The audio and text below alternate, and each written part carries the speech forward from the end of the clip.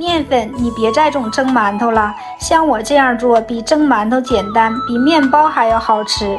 300克面粉中加3克酵母、15克白糖，打入3颗鸡蛋，倒入210克温水，搅成细腻浓稠的面糊，密封醒发2倍大。醒发好以后全是蜂窝网，放入1把红枣碎，搅拌排气。